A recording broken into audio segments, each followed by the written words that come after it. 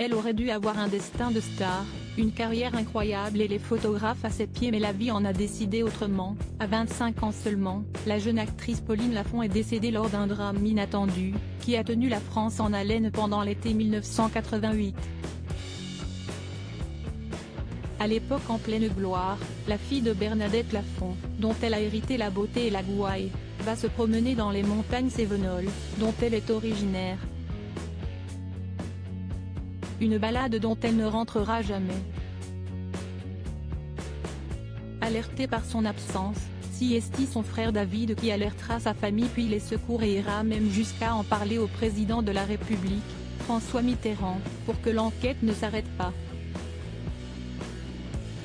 Dernier à l'avoir vue en vie, celui-ci déclare immédiatement qu'au petit déjeuner, la jeune femme portait une robe rouge légère, parfaitement adaptée à l'écrasante chaleur de cet été 1988. Les recherches s'éternisent, les hypothèses s'emballent mais les réponses arrivent 3 mois plus tard. Par hasard, un berger finit par retrouver la jeune femme dans un ravin, à quelques kilomètres seulement de la maison familiale. Tombée d'une dizaine de mètres, elle serait morte sur le coup d'un glissement de terrain, un accident qui apaise les journalistes qui avaient élaboré les théories les plus folles, n'hésitant pas à s'en prendre à sa mère parfois.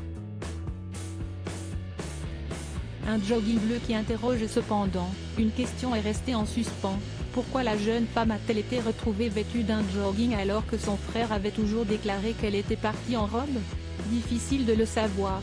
Même si l'on peut supposer qu'en réalité, la jeune femme est remontée se changer pour aller se balader, trouvant sa robe sans doute trop légère pour la montagne. En tout cas, le jogging bleu est un élément important de l'affaire, Siesti lui, en partie, qui a servi à reconnaître la jeune femme dont le cadavre était en décomposition.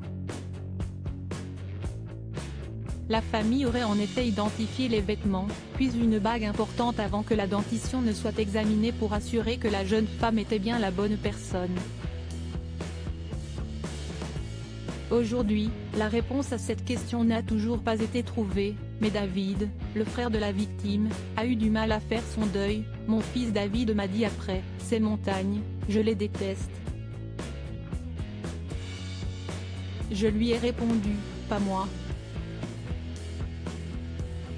Parce que les montagnes, elles l'ont tué, mais elles l'ont gardé, avait raconté Bernadette Lafont, un an après le drame.